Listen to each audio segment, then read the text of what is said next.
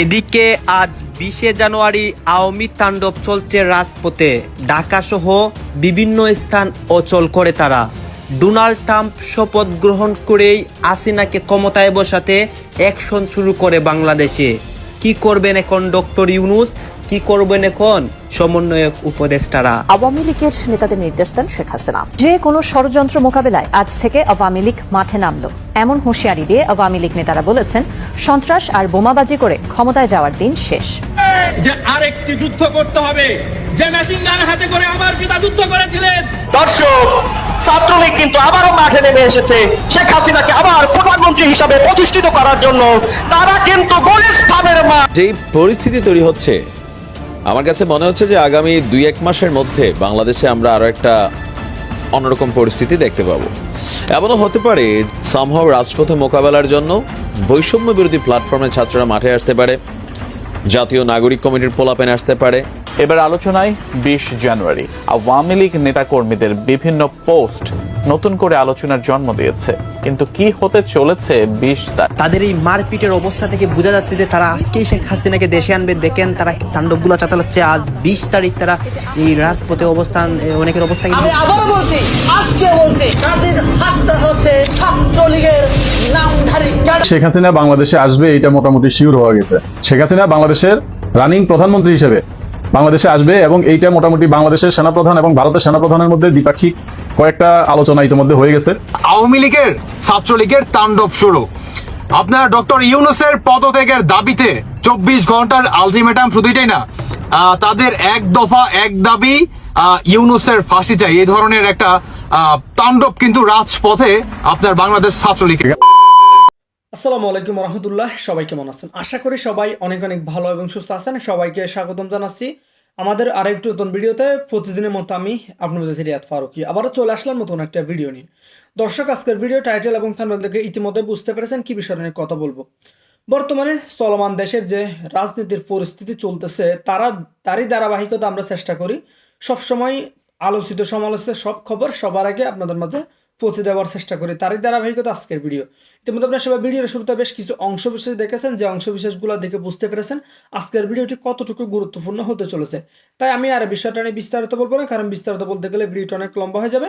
তাই সংক্ষেপে করার ক্ষেত্রে আমি মূল আলোচনা নিয়ে যাচ্ছি। তার আগে আপনাকে ছোট্ট একটি অনুরোধ জানিয়ে রাখতে চাই, যারা আমাদের ফারুকি অনলাইন ইউটিউব চ্যানেলটিতে এখনো নতুন আছেন, প্লিজ দয়া করে আমাদের চ্যানেল সাবস্ক্রাইব করে সাথে থাকবেন। চলুন আমরা একটা ভিডিও ফুটেজের মাধ্যমে ধারাবাহিকভাবে একটু বিস্তারিত দেখে আসবো। বাংলাদেশের রানিং প্রধানমন্ত্রী হিসেবে বাংলাদেশে আসবে এবং এইটা মোটামুটি বাংলাদেশের সেনাপ্রধান এবং ভারতের সেনাপ্রধানের মধ্যে দ্বিপাক্ষিক কয়েকটা আলোচনা ইতিমধ্যে হয়ে গেছে।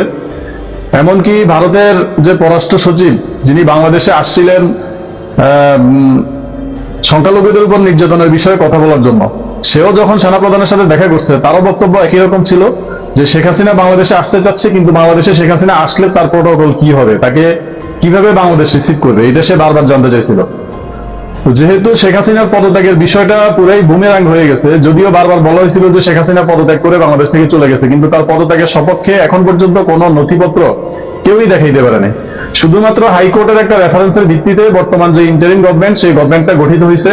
কিন্তু তারা আবার যে সংবিধানের অধীনে শপথ নিছে, সেই সংবিধানটা কিন্তু 72-এর সংবিধান। তো 72-এর সংবিধানে যদি তারা ইন্টারিম গভর্নমেন্ট গঠন করা তাদের বৈধ হয়ে থাকে, তাদের সরকার যদি বৈধ হয়ে থাকে, তাইলে শেখ হাসিনাও বাংলাদেশের প্রধানমন্ত্রী এবং বৈধ প্রধানমন্ত্রী, এটাতে কোনো সন্দেহ নেই। এখন বিষয় হইলো এইটা কেমন একটা জগা খিচুড়ি হয়ে গেছে। বিষয়টা কিভাবে কি করবে, এরকম অনেকগুলো প্রশ্ন আছে। আসলে আমার যেটা মনে হচ্ছে, শেখ হাসিনা ততক্ষণ বাংলাদেশে ঢুকবে না যতক্ষণ না সে বাংলাদেশের প্রধানমন্ত্রী হিসেবে তার যথাযোগ্য মর্যাদা পায়। ততটুকু মর্যাদা না পাইলে সে বাংলাদেশে আসবে না। আবার সে বাংলাদেশে যদি এই মোমেন্টে তার বাংলাদেশে আসাটা এতটাই জরুরি যে সে যদি বাংলাদেশে না আসে, তার নেতাকর্মীরা যেভাবে মামলা হামলার শিকার হচ্ছে, যেভাবে আশাহত হচ্ছে, আওয়ামী লীগ যেভাবে নেতৃত্ব শূন্যতায় ভুগতেছে, এই নেতৃত্ব শূন্যতা থেকে আওয়ামী লীগকে উদ্ধার করার জন্য শেখ হাসিনার কোনো বিকল্প নেই। অতএব শেখ হাসিনা যদি বাংলাদেশে আসে, তাহলে আমরা আশা করতেছি যে সে যদি বাংলাদেশে আসে, তাহলে সে ওইভাবে প্রস্তুতি নিয়েই বাংলাদেশে আসবে এবং বাংলাদেশের বৈধ প্রধানমন্ত্রী হিসেবে ভারত এখন পর্যন্ত তাকে ভারতে আশ্রয় দিয়ে রাখছে এবং ভারতে সে যথার্থ একটা দেশের প্রধানমন্ত্রী হিসেবে যেটুকু সম্মান, যেটুকু মর্যাদা পাওয়ার দরকার, সেটুকু সম্মান, সেটুকু প্রটোকল কিন্তু সেখানে পাচ্ছে। এটা গোপন সূত্রের ভিত্তিতে শিওর হয়ে গেছে। আপনারা চাইলে ভালোভাবে যদি ভারতের প্রশাসনিক ইয়েগুলোতে, সংস্থাগুলোতে যদি আপনাদের কেউ থেকে থাকে, আপনারা খোঁজ খবর নিয়ে এটা নিশ্চিত হইতে পারেন যে শেখ হাসিনা ভারতে একজন প্রধানমন্ত্রীর যে মর্যাদা পায় সে মর্যাদাতেই আছে। এখন যদি সে বাংলাদেশে আসে, তাহলে বাংলাদেশে আসলেও সে বাংলাদেশের বৈধ প্রধানমন্ত্রী হিসেবেই বাংলাদেশে আসবে। এইটা অনেকের জন্য গাত্রদাহের কারণ হয়ে যাইতে পারে। অনেকে মনে করতে পারেন যে আমি আবল তাবল করতেছি। আপনারা এটা সত্যতাটা খুব তাড়াতাড়ি পেয়ে যাবেন, কারণ এইটা এখন শুধু ঘোষণা বাকি যে শেখ হাসিনা বাংলাদেশে আসতেছে, এবং এইটা যে বাংলাদেশের সরকার যে তার বিরুদ্ধে গ্রেপ্তারি পরোয়ানা জারি করছে, এইটাতে কিন্তু এইটার জন্য যে তাকে কোনোভাবে কিছু করতে পারবে ব্যাপারটা কিন্তু এমন না। এটা এখন পর্যন্ত এইটুকু নিশ্চিত যে শেখ হাসিনা বাংলাদেশে আসবে এবং তার যথার্থ নিরাপত্তা নিশ্চিত করেই সে বাংলাদেশে আসবে। এইটা যদি সত্যি সত্যি ঘটেই যায়, এরকম ঘটনা যদি সত্যি সত্যি ঘটেই যায়, তাহলে কয়েকটা প্রবলেম তৈরি হবে এই দেশে। প্রথম কথা হচ্ছে, শেখ হাসিনা যদি দেশের প্রধানমন্ত্রী হয়, তাহলে বর্তমান যে ইউনূস সরকারের রোলটা কি?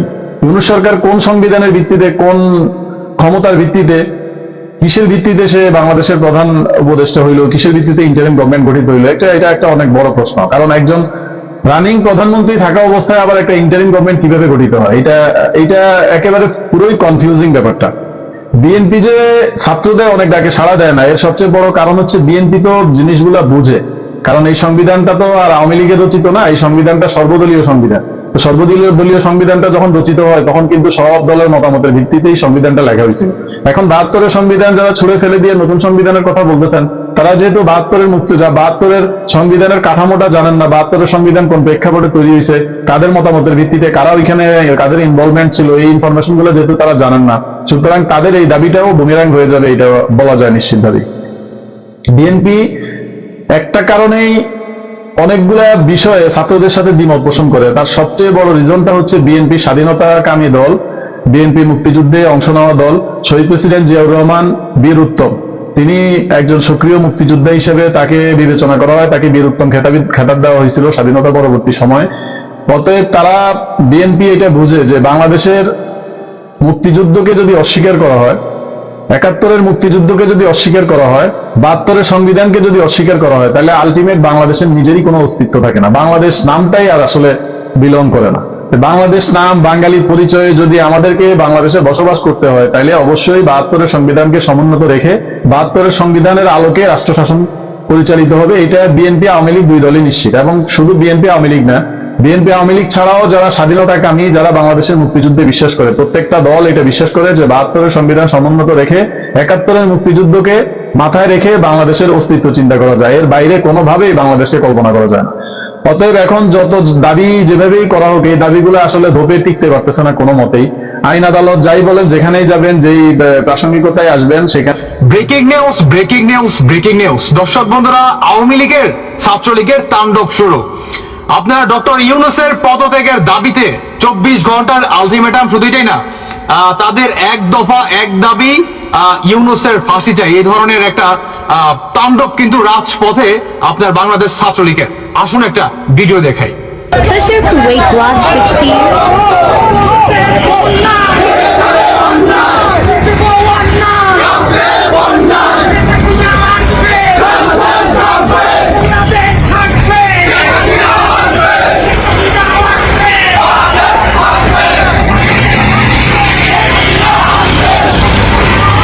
Treasure Kuwait Block 16.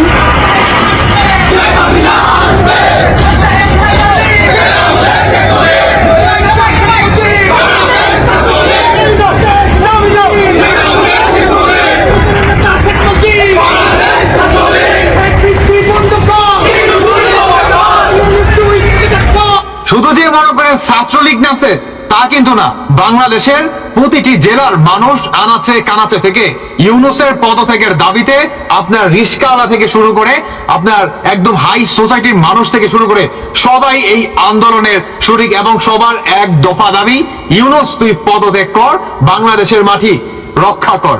মানে ইউনূসের পদত্যাগের দাবিতে বাংলাদেশের বর্তমান আওয়ামী লীগের তাণ্ডব রাজপথে শুরু।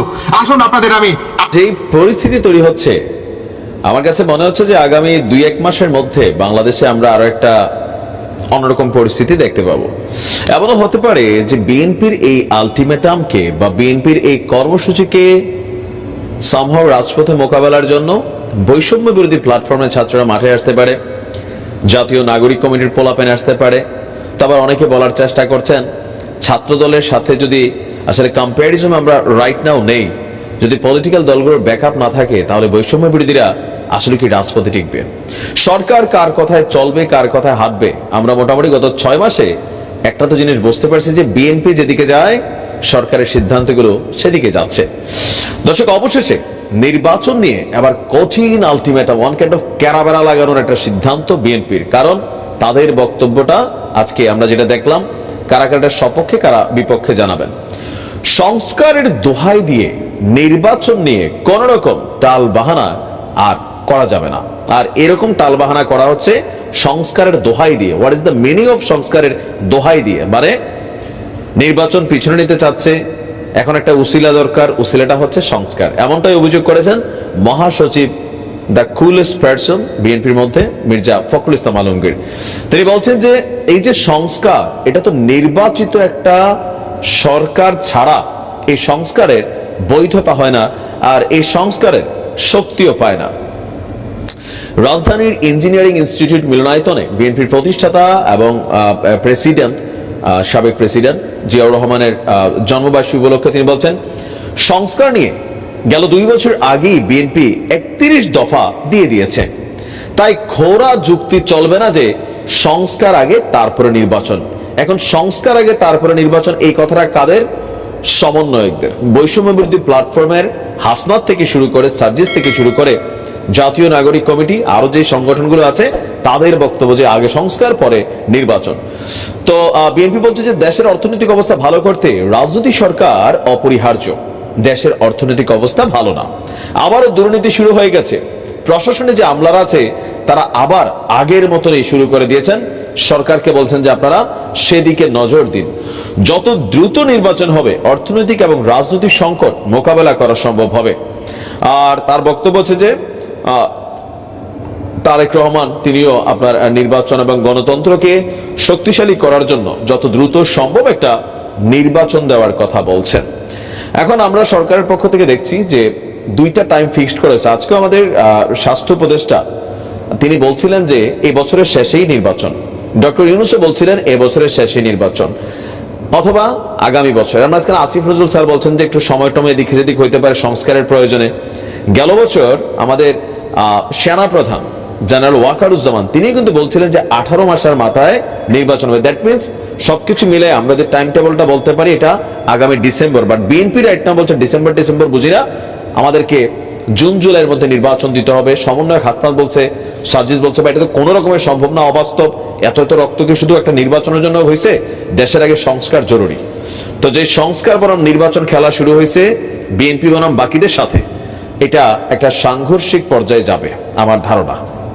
হয়তো আবার এখানে রাজপথ আমরা রক্তাক্ত দেখতে পারি, আবার ব্যতিক্রমও দেখতে পারি যে সরকার হুট করে নির্বাচন দিতে পারে। এরকম একটা ইঙ্গিত কিন্তু ইউনুস দিয়ে রাখছেন যে রাজনৈতিক দলগুলো যদি মনে করে বেশি সংস্কার টস্কার দরকার নাই তাহলে টুস করা ইলেকশন দিয়ে দেব। কি ঘটতে যাচ্ছে নির্বাচন নিয়ে? সুৎখোর মহাজন ইউনুস, জঙ্গি ইউনুসের প্রেস সেক্রেটারি শফিকুল ইসলাম বলছেন যে রাজনৈতিক দলগুলো সিদ্ধান্ত নিবে যে আওয়ামী লীগের ভবিষ্যৎ কি হবে বা আওয়ামী লীগের আগামী রাজনীতি কি হবে।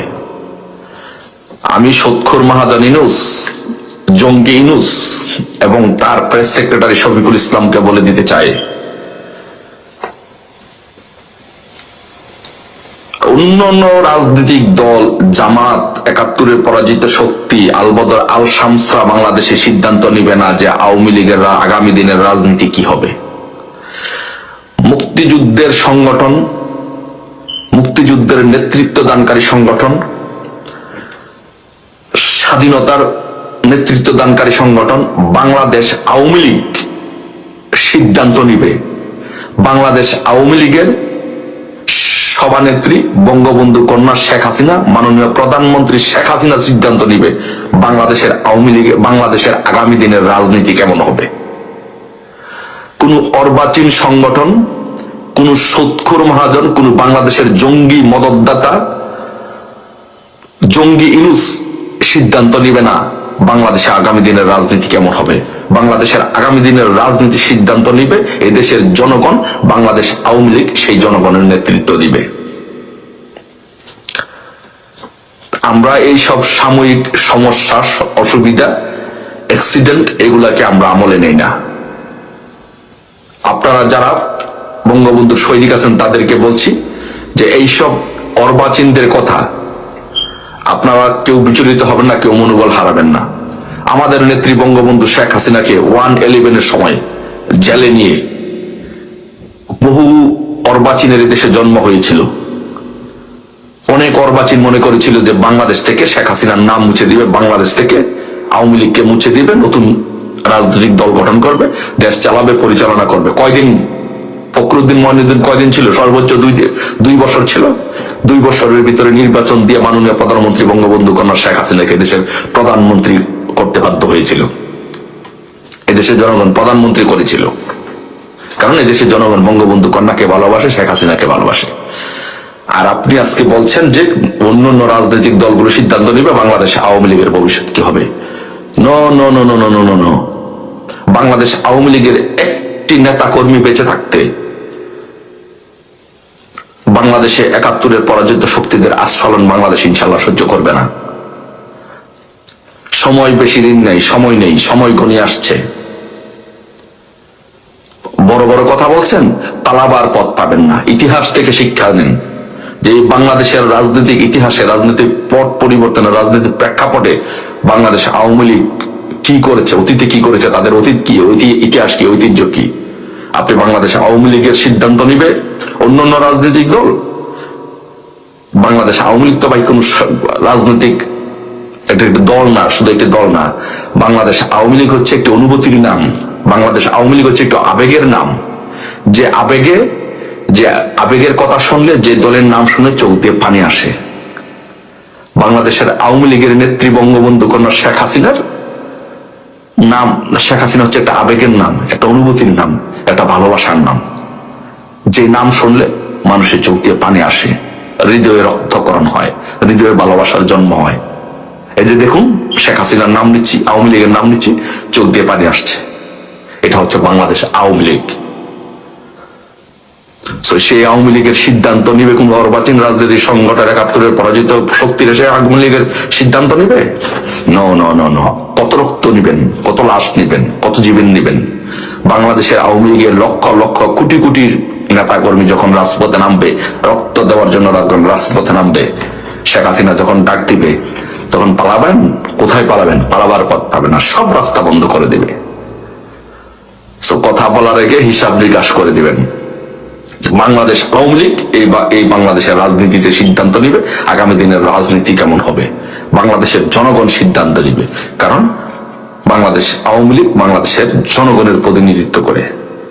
আপনি দেখেন, এই বাংলাদেশের রাজনীতি ইতিহাসে 54 বছরের বাংলাদেশের রাজনীতি এসে কে কি করেছে।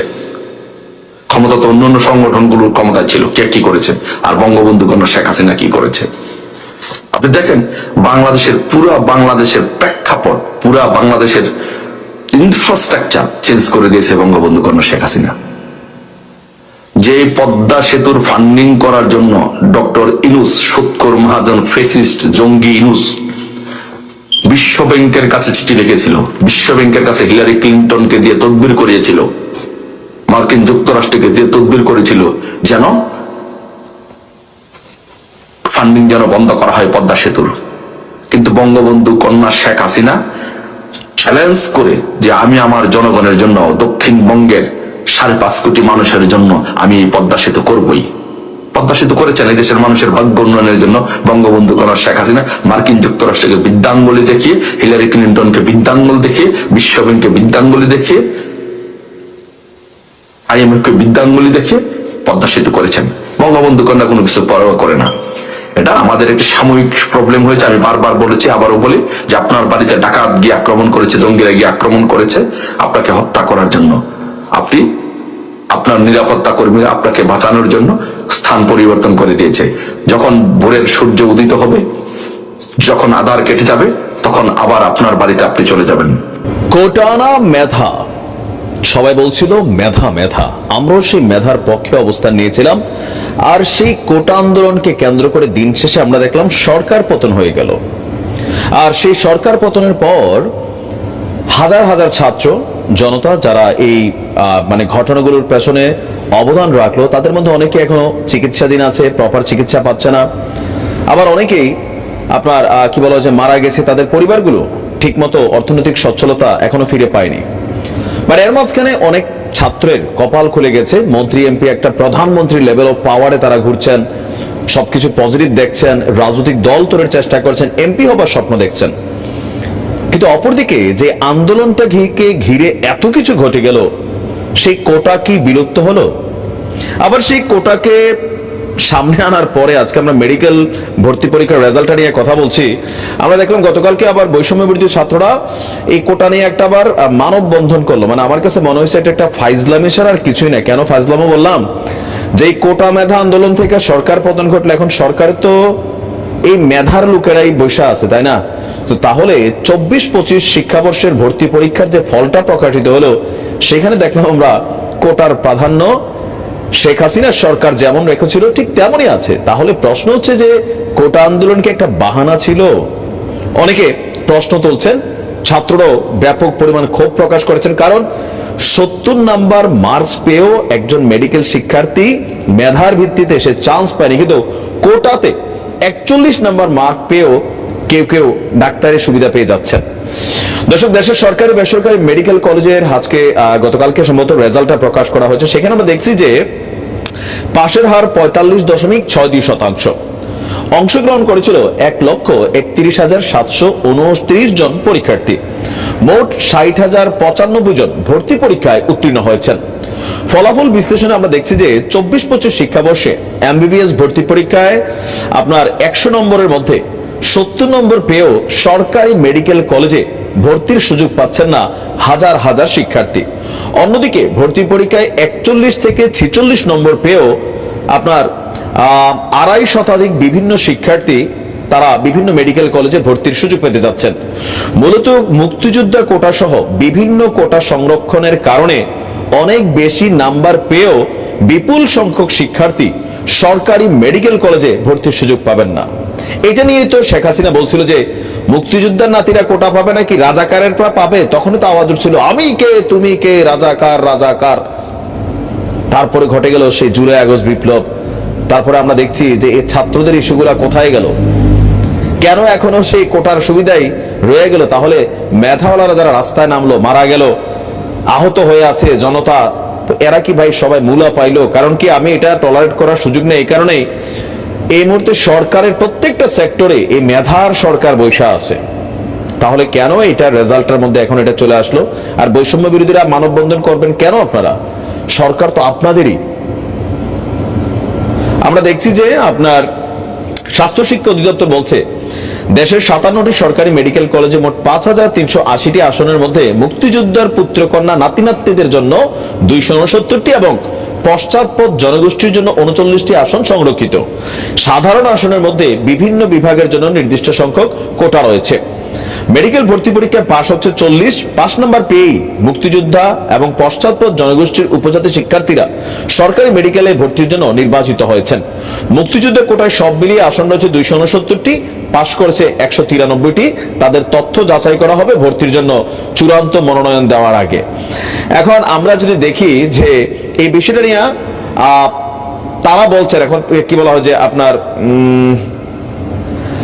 মেডিকেলের যারা ছাত্ররা আছেন মেধার তালিকায় যারা এখানে চান্স পাচ্ছে না, তারা বলছে যে ভাই মানে ছাত্র জনতার অভ্যুত্থানের পরও কোটা বহাল রাখার সিদ্ধান্তটা আসলে কেমন হলো? সার্জিস বলছেন ভর্তি পরীক্ষা এখনো কিসের কোটা, আজ থেকেই এই শোষণের শেষ হতে হবে, ফুল স্টপ। তো আন্দোলনে নেমে যাও, ডাক দাও সবাই রাজু ভাস্কর যায়। তোমাদের এই স্টেটাসে আসলে সাধারণ ছাত্ররা কি পেলো? তোমরা মন্ত্রী এমপি বিভিন্ন জায়গায় গাড়ি টাড়ি, ভাই ভালোই তো, মানুষের দরকার নিজে দেখ, মানে লাইফটা এনজয় করছো। এখন যে মেধার জন্য এত কিছু হইলো, তো সেই মেধার মূল্যায়নটা কোথায় রইল? কোটার সুবিধাটা কেন রয়ে গেল? তোমরা এটা নিয়ে কি ভূমিকা রাখছো সরকারের মধ্যে? তোমরা তো দেখছি ভাই সারা বাংলাদেশে রাজনৈতিক দল গঠনের উদ্দেশ্যে দৌড়াচ্ছ, টিম তৈরি করতেছো, এমপি হওয়ার স্বপ্ন দেখতেছো, ইঙ্গিত দিচ্ছ, ইশারা দিচ্ছ, কিন্তু যেটা হওয়ার দরকার ছিল সেটা কেন হলো না? এটার জবাবদিহিতায় এই সমন্বয়কদেরকেই করতে হবে, সরকারকে না। কেন সরকারকে তারা নিয়োগ দিছে, সো যারা মালিক, এখন মালিকরা কেন এটা সম্পর্কে অসচেতন? আমি বলছি যে ছাত্ররা, এই যে সমন্বয়করা, তারা এখন আর ছাত্র নাই কেউ, তো ছাত্রদের প্রতি ফিলিংসটা তাদের কতটুকু থাকবে সেটাও জানি না। তো তারা কিন্তু আসলে যত দিন যাচ্ছে ততই মানুষের কাছে সমন্বয়ক শব্দটাও নেগেটিভিটিতে পরিণত হচ্ছে।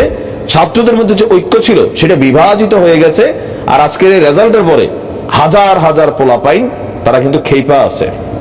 ৭১ রাজাকাররা যেমনটা যুদ্ধ পরবর্তী মুক্তিযোদ্ধা ব্রিগেডিয়ার আপনার সেক্টর কমান্ডার সেজেছিলেন, ঠিক তেমনি এই কয়েকজন সমন্বয়করাও 2024-এ বড় বড় সেক্টর কমান্ডার এবং মাস্টার মাইন্ড ওরা হয়ে গেছে। আমি এই কথা বলছি কেন, একজন সমন্বয়করা অ্যাকাউন্ট যদি আপনি খোঁজাখুঁজি করেন, চাচার নামে ভাইয়ের নামে আপনার অ্যাকাউন্টে কোটি কোটি টাকা ওদের অ্যাকাউন্টে যুক্ত হয়েছে।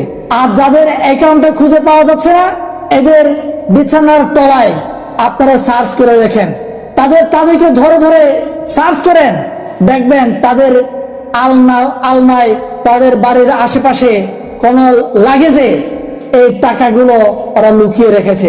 এখন এই কথা বলতে গেলে আপনি বলবেন আমি কোথায় এই সন্ধান পেলাম, সন্ধান বিভিন্ন মিডিয়াতে আসছে।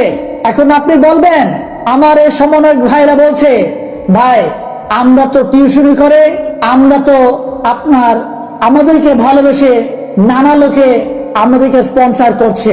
আমার কথা হচ্ছে কত লোক আপনাদেরকে স্পন্সর করে, আপনাদের কত টাকা দরকার, আপনাদের লাগেজ কি এখনো ভর্তি হয়নি? আপনাদেরকে এত লোক সমালোচনা করছে, তারপরও আপনাদের নিজের দোষ স্বীকার করে একবারও কি আপনারা বলেছেন ভাই আমাদের ভুল হয়ে গেছে?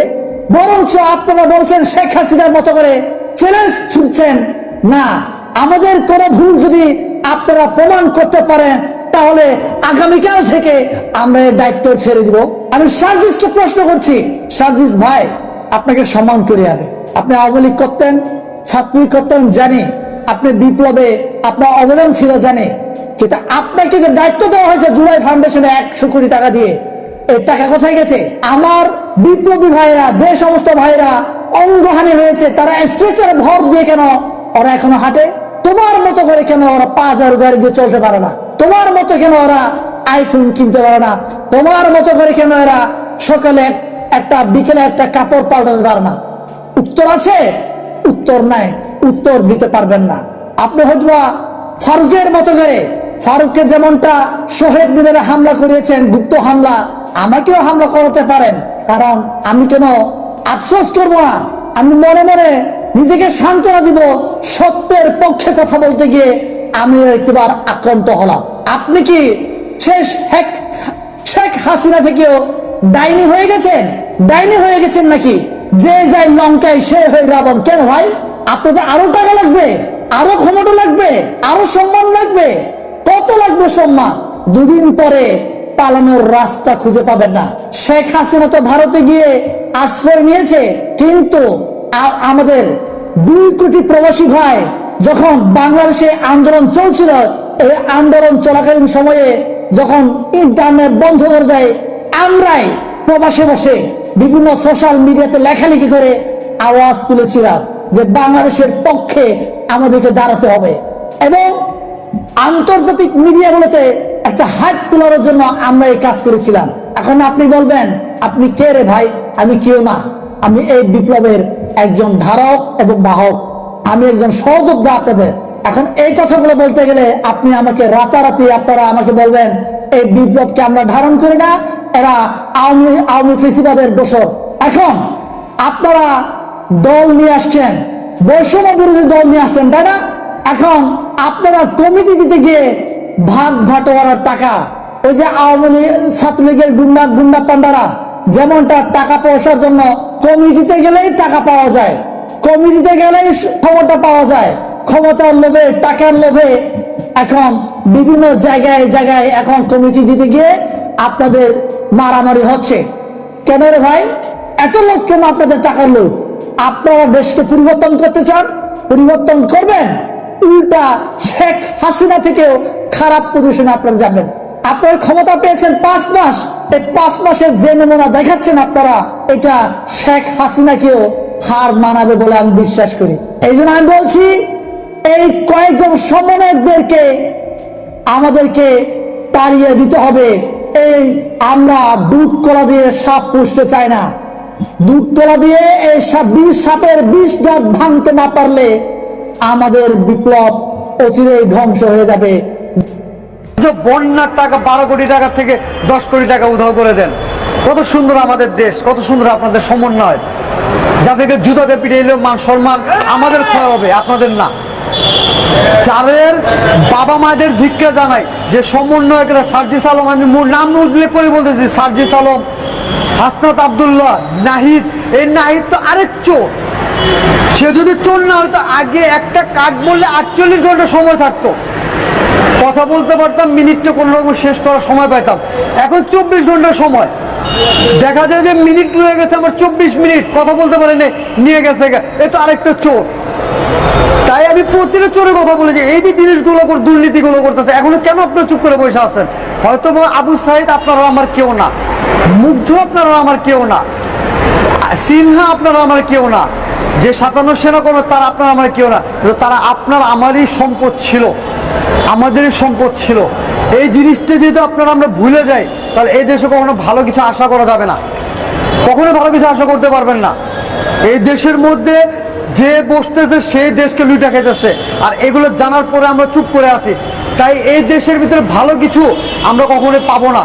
যদি আমাদের ভালো কিছু পাইতে হয়, যখন যখন দেখবো আমরা যে একজন দুর্নীতিবাজ আমাদের এই সরকারের কর্মকর্তা হিসেবে বসে আছে, তখনই তাকে ঘাট ধরে নামায় পিটানো দরকার। এবং যারা এই দুর্নীতিগুলো করতেছে, যাদের বাবা মায় তাদেরকে জন্ম দিয়েছে, আমি তাদের বাবা মায়ের উদ্দেশ্যে বলতে চাই, তাদের প্রতিটা বাবা মায়ের ধিক্কার জানায়, লজ্জা থাকা উচিত যে আপনাদের সন্তানরা যে বাসায় কোটি কোটি টাকা আইনা ভরাট করতেছে। সিলেটে নাকি 12 কোটি টাকা দুর্নীতি, সার্জিস আলমের বাসায় 2 কোটি টাকা, হাসনাতের বাড়িতে 100 কোটি টাকা, এরকম তো আরো অনেক আছে। ওই যে আসিফ নজরুলের বাড়িতে কোটি করে 5 কোটি টাকা নিয়ে এক একজনকে ছেড়ে দেয়, 2 কোটি টাকা আরেকজনকে বর্ডার ক্রস করে দেয়। এদের কোটি কোটি টাকা। এদের কেমন বাবা মা যে বাবা মা একবার জিজ্ঞেস করে না, বাবারা এই টাকাগুলো কোত্থেকে নিয়ে আসছো? এই প্রতিটা টাকা বাংলাদেশের জনগণের অভিশাপের টাকা। এক একটা অভিশাপ 100টা বিষাক্ত সাপের চেয়ে বেশি। এগুলো কেন তার বাবা মা বলে না? ধিক্কার জানাই।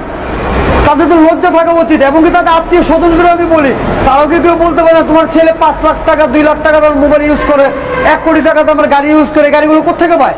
যে একটা শার্ট কিনা, নতুন শার্ট কেনার সামর্থ্য যার নাই, সে আজকে 2 কোটি টাকার গাড়িতে চলে ঘুরতেছে। কোথেকে আসছে টাকাগুলো?